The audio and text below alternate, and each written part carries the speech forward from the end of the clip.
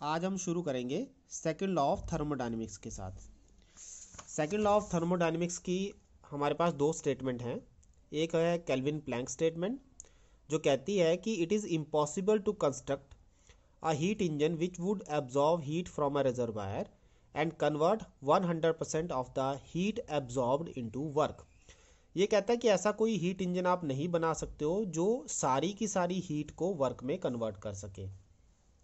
दूसरी स्टेटमेंट दी थी आपकी क्लॉसियस स्टेटमेंट है, क्लॉसियस ने, जो कहती है कि it is impossible to design a self acting machine unaided by any external agency which would transfer heat from a body at lower temperature to another body at higher temperature.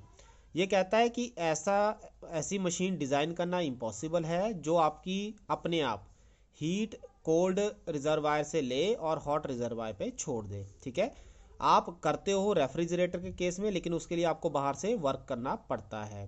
तो work करके तो आप ये कर सकते हो कि आप लोअर टेम्परेचर से हाई टेम्परेचर में हीट ट्रांसफ़र कर सकते हो, लेकिन विदाउट एनी वर्क कोई भी मशीन अपने आप लो टेम्परेचर से हाई टेम्परेचर में हीट ट्रांसफ़र नहीं कर सकती है। उसके बाद हम बात करेंगे रिवर्सिबल एंड इरिवर्सिबल प्रोसेसेस की। A thermodynamic process taking a system from initial state to final state F is reversible if the process can be turned back such that both the system and the surroundings return to their original states। ठीक है, ऐसा process जो अपने आप जो original state में वापस आ जाता है उसको हम रिवर्सिबल प्रोसेस कहते हैं। रिवर्सिबल प्रोसेस के लिए कुछ कंडीशंस हैं। आपका प्रोसेस बहुत स्लो होना चाहिए, मैकेनिकल इक्विलिब्रियम उसमें होना चाहिए, थर्मल इक्विलिब्रियम उसमें होना चाहिए और केमिकल इक्विलिब्रियम भी उसमें होना चाहिए। ठीक है, आपका जो सिस्टम है वो फ्री होना चाहिए फ्रिक्शन से, इन इलास्टिसिटी से, विस्कोसिटी से। इसके कुछ एग्जांपल मैं आपको बताता हूँ। An ideal gas allowed to expand slowly and then compressed slowly in a cylinder fitted with frictionless movable piston. जो ये प्रोसेस आपको मिलता है वो आपका रिवर्सिबल प्रोसेस है। ठीक है, इसमें कंप्लीट साइकिल आपको दिया गया है जिसमें आइडियल गैस ओरिजिनल स्टेट में वापस आ जाती है। इलेक्ट्रोलिसिस भी आप केमिस्ट्री में पढ़ते हो, ये भी आपका रिवर्सिबल प्रोसेस है। Slow compression and expansion of a spring, आप किसी स्प्रिंग को दबाते हो फिर वापस छोड़ते हो तो वो ओरिजिनल स्टेट में आ जाता है। तो इस तरह से जो प्रोसेस हुआ स्लो होना चाहिए, ये आपकी कंडीशन है, उसको हम क्या बोलेंगे, रिवर्सिबल प्रोसेस। फिर आप दूसरा जो प्रोसेस है इसमें वो है irreversible process, a process which does not satisfy any of the condition for reversible process. ऐसा प्रोसेस जो रिवर्सिबल प्रोसेस की कंडीशन को सेटिस्फाई नहीं करता है वो आपका इरिवर्सिबल प्रोसेस में आएगा। एग्जांपल के लिए production of heat on passing an electric current, आपका हीटर आप घर में यूज़ कर रहे हो, आप जब उसमें क्या करते हो, करंट देते हो तो वो हीट प्रोड्यूस करता है। ठीक है, क्या आप उस हीट को दोबारा करंट बना सकते हो, तो आपका आंसर होगा नो। तो दैट मीन्स वो आपका इरिवर्सिबल प्रोसेस है। केमिकल रिएक्शन जो होते हैं वो सारे के सारे आपके इरिवर्सिबल हैं। डिके ऑफ ऑर्गेनिक मैटर है, ठीक है, आपका जो सब्जी है वो ख़राब हो जाती है तो क्या आप उसको फ्रेश कर सकते हो, नहीं, तो आपका ये भी इरिवर्सिबल प्रोसेस है। रस्टिंग ऑफ आयरन आपने देखा ही होगा, आपका लोहा ख़राब हो जाता है, जंग लग जाता है तो उसको हम वापस लोहा नहीं बना सकते हैं। ठीक है, तो इस तरह से बहुत सारे एग्जाम्पल रहते हैं हमारे इरिवर्सिबल प्रोसेस के लिए। तो आपको 2 नंबर में एग्जाम में आता है ये क्वेश्चन, आपने अच्छे से पढ़ना है। ठीक है, कि रिवर्सिबल प्रोसेस और इरिवर्सिबल प्रोसेस क्या होते हैं, उनके एग्जाम्पल आपने साथ में देने हैं। फिर इसके बाद हम बड़ा इंपॉर्टेंट आर्टिकल करेंगे, वो है आपका कार्नोट साइकिल। सदी कार्नोट एक साइंटिस्ट थे। ठीक है, उन्होंने 1824 में आपका एक इंजन बना के दिया था, हीट इंजन, जो आपका आइडियल साइकिल ऑपरेशन को फॉलो करता है। This cycle come to be known as Carnot cycle, और इसको नाम दिया गया कार्नोट साइकिल का। ठीक है, कंस्ट्रक्शन में इसके पास कुछ एसेंशियल पार्ट्स दिए गए। एसेंशियल पार्ट्स में मैं आपको डायग्राम से इसको ज़्यादा एक्सप्लेन करूँगा। इसमें हमने लिया एक सिलेंडर जिसमें फिल की हमने आइडियल गैस। सिलेंडर का जो बेस है वो आपने कंडक्टिंग रखना है, बाकी सारे साइड जो आपकी है वो इंसुलेटिंग रहेंगी। इसके ऊपर एक फ्रिक्शनलेस पिस्टन फिट किया गया है। जब गैस एक्सपैंड करेगी तो पिस्टन ऊपर की तरफ को मूव करेगा, दैट मीन्स वॉल्यूम इंक्रीज करेगा, और जब गैस कंप्रेस करेगी तो पिस्टन अंदर की तरफ को, मतलब उसको दबाएगा गैस को। ठीक है, तो ये सिचुएशन कैसे आती हैं ये हम ऑपरेशन में पढ़ेंगे। इसमें हमारे पास एक सोर्स लिया गया है जिसका टेम्परेचर T1 रखा गया है, एक सिंक ली गई है जिसका टेम्परेचर T2 रखा गया है, और एक इंसुलेटिंग पैड है जो ना तो हीट को एंटर करने देगा ना ही उसको रिजेक्ट करने देगा। तो इंसुलेटिंग पैड का हम किस तरह यूज़ करते हैं ये भी हम आगे देखेंगे। अब जो वर्किंग रहती है इसमें, Carnot cycle consist of 4 stages. ये 4 स्टेजेस में काम करता है। सबसे पहले रहता है आइसोथर्मल एक्सपेंशन। अब आइसोथर्मल एक्सपेंशन कैसे होगा, आप इसको भी डायग्राम से देख सकते हो। हमने गैस फिल की हुई है, नीचे बेस कंडक्टिंग है, उसको हम सोर्स के ऊपर रख देंगे। सोर्स जैसे आप चाय गर्म बनाते हो तो आप देखते हो नीचे से हीट दी जाती है, तो क्या होगा, आपकी गैस एक्सपैंड करेगी क्योंकि अब उसको हीट मिल रही है। हीट क्या करेगी, उसके वॉल्यूम को इंक्रीज करेगी, तो आपकी गैस एक्सपैंड करेगी, पिस्टन ऊपर की तरफ को मूव करेगा। ठीक है, और ये प्रोसेस इतना स्लो किया गया है कि जितना आप उसको हीट दे रहे हो उतना ही गैस का वॉल्यूम इंक्रीज हो रहा है। तो इससे क्या हुआ, स्लो प्रोसेस होने की वजह से जो टेम्परेचर चेंज है उसका वो आपका जीरो रहेगा। इसमें कोई भी टेम्परेचर चेंज नहीं होगा, सारी की सारी हीट जो एब्जॉर्ब होगी वो उसके वॉल्यूम को इंक्रीज करेगी। दैट मीन्स इंटरनल एनर्जी में चेंज नहीं आएगा। तो इसलिए हम इसको, इस प्रोसेस को जब आप सोर्स के ऊपर रखोगे सिलेंडर को, इस प्रोसेस को नाम देते हैं हम आइसोथर्मल प्रोसेस। तो ये आपका पहला टर्म रहेगा आइसोथर्मल एक्सपेंशन, क्योंकि इसमें गैस आपकी साइज, गैस का साइज बड़ा हो रहा है, पिस्टन ऊपर की तरफ को मूव कर रहा है, तो हम इसको नाम देते हैं आइसोथर्मल एक्सपेंशन। ठीक है, अब आइसोथर्मल एक्सपेंशन में क्योंकि स्लो प्रोसेस है, मैंने आपको कहा टेम्परेचर कांस्टेंट रहेगा, तो जितनी हीट एब्जॉर्ब होगी वो वर्क करेगी उसको एक्सपैंड करने में, वॉल्यूम को एक्सपैंड करने में, V1 से V2। तो इसको मैं एक डायग्राम से आपको समझाऊंगा। इस डायग्राम को भी आपने अच्छे से बनाना है। ये A से B, जो अभी मैंने आपको समझाया आइसोथर्मल एक्सपेंशन, वो होगा A से लेके B तक। वॉल्यूम इंक्रीज करेगा तो वॉल्यूम ये रहा इसका V1, इस तरफ को वॉल्यूम इंक्रीज होगा, इस तरफ को प्रेशर इंक्रीज होगा। तो वॉल्यूम यहाँ पे है K पे, और वो इंक्रीज करेगा कहाँ तक चला जाएगा, M तक चला जाएगा, ये B पॉइंट तक। ठीक है, तो वॉल्यूम इंक्रीज होगा क्योंकि एक्सपैंड हो रही है गैस V1 से V2। अब आप ध्यान दो, प्रेशर आपका यहाँ पे है। ठीक है, अब दूसरा जो प्रेशर है जब आपने एक्सपैंड किया तो नीचे आ गया, दैट मीन्स प्रेशर उसका डिक्रीज हुआ। तो जब भी वॉल्यूम एक्सपैंड करता है तो प्रेशर आपका डिक्रीज हो जाता है। तो यहाँ पे हमने कहा ये हो गया P1 से P2। और टेम्परेचर, क्योंकि आइसोथर्मल प्रोसेस है तो टेम्परेचर आपका T1 ही रहेगा, उसमें कोई चेंज नहीं आएगा। ठीक है, तो ये तो हुआ पहला।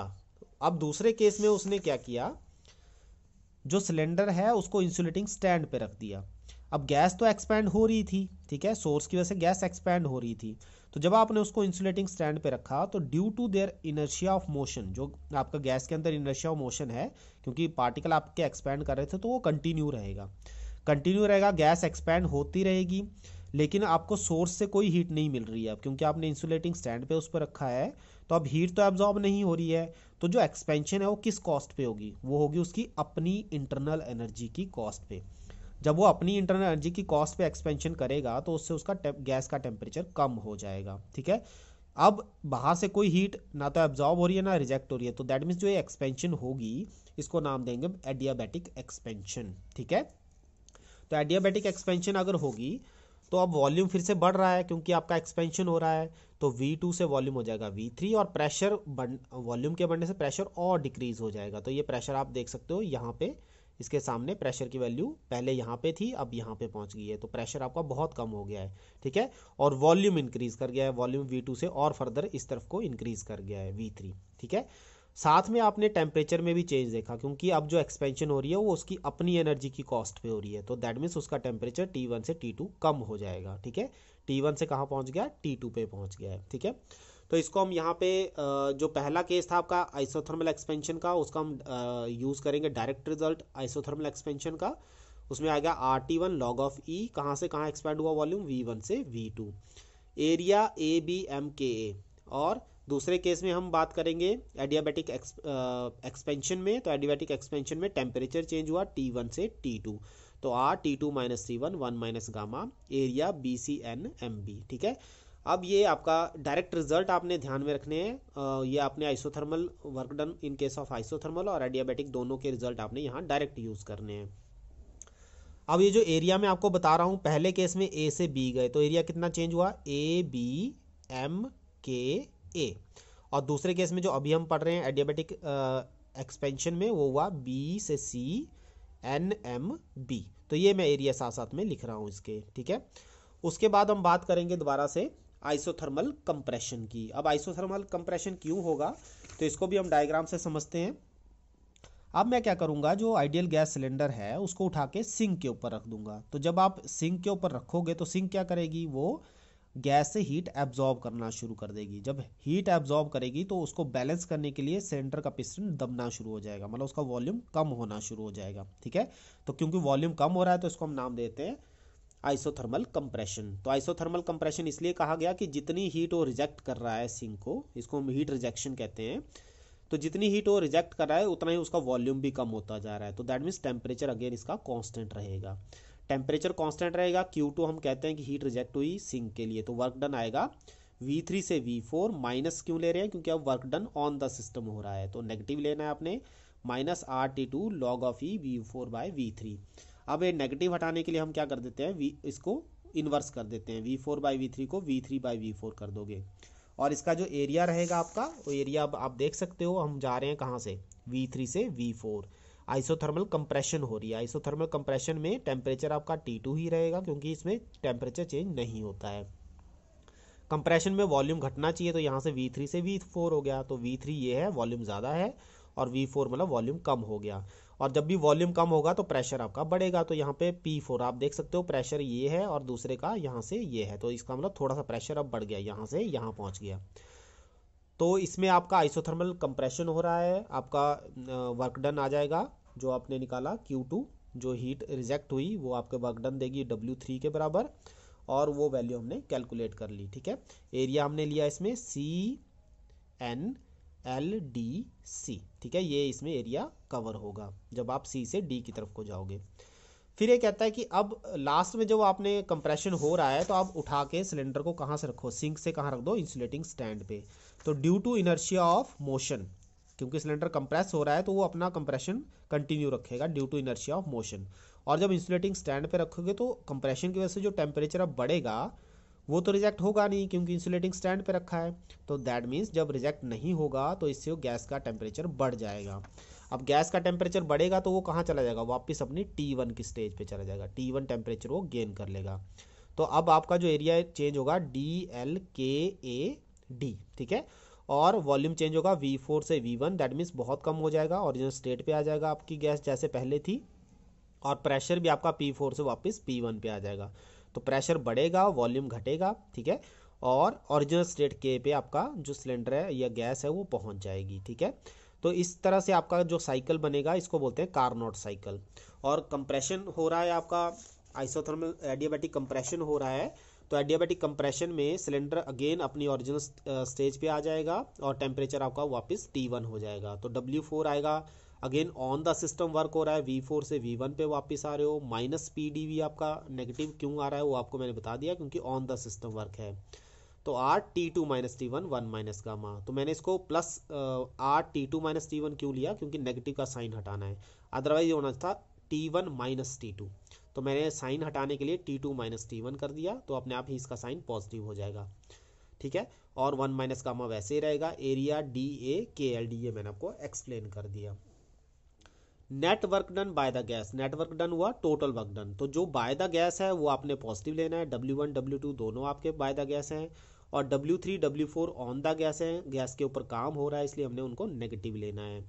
W2 और W4 की वैल्यू इक्वल है, आप देख सकते हो W4 और W2 की वैल्यू इक्वल है यहाँ पे, इससे पहले हमने देखी ये वाली, W2 की वैल्यू और W4 की वैल्यू इक्वल आ रही हैं, तो इक्वल आ रही हैं तो दैट मीन्स आपका जो रिजल्ट है वो यहाँ पे इस रिलेशन की वजह से W2 माइनस W4 की वजह से 0 हो जाएगा।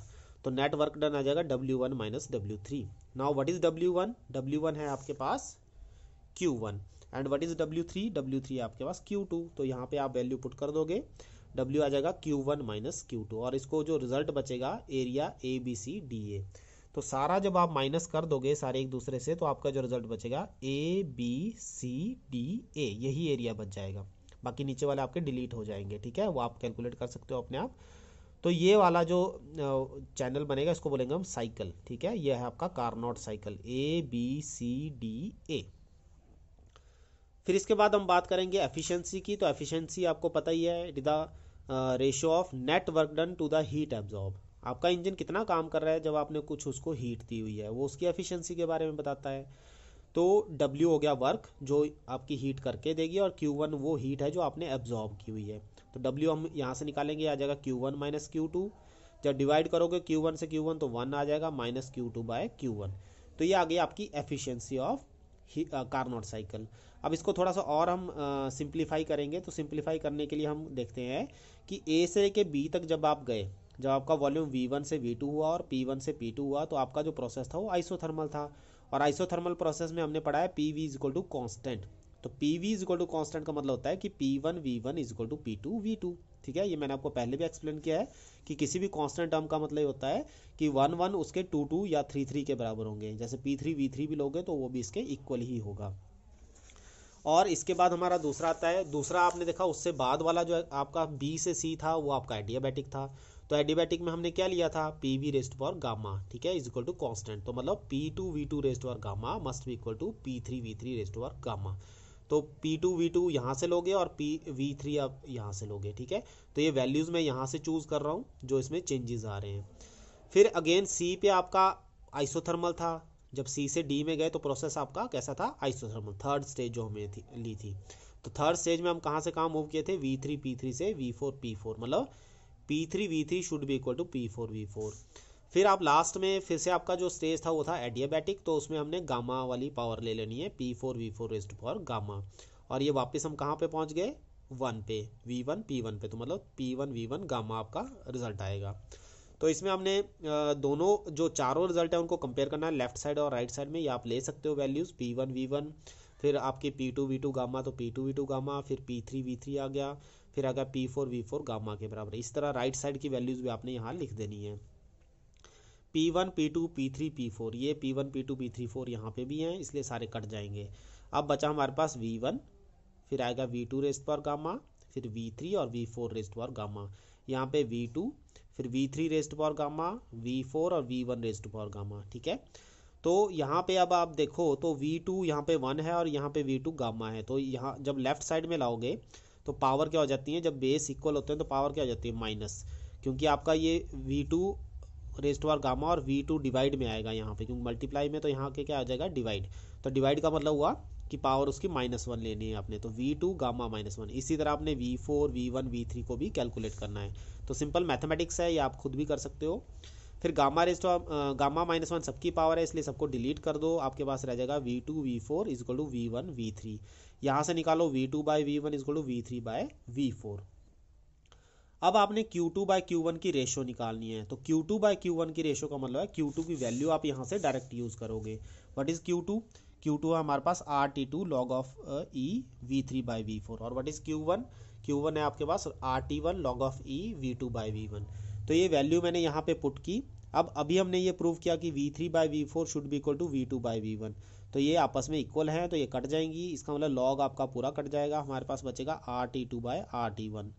R भी कॉमन है तो ये आपके पास T2 बाय T1 आ जाएगा। ठीक है, तो आपने ये जो रिजल्ट है ये आपने याद रखना है। कई बार आपको डायरेक्ट न्यूमेरिकल भी इसमें पेपर में आ जाता है कि इसको इसके कंपैरिजन करने से हमारा जो Q2 बाय Q1 है वो किसके बराबर हो जाएगा, T2 बाय T1 के बराबर। तो ये भी कार्नोट इंजन का एक रिजल्ट है जिसपे न्यूमेरिकल आपको पूछा जा सकता है। ठीक है, तो इसको भी ध्यान में रखना है।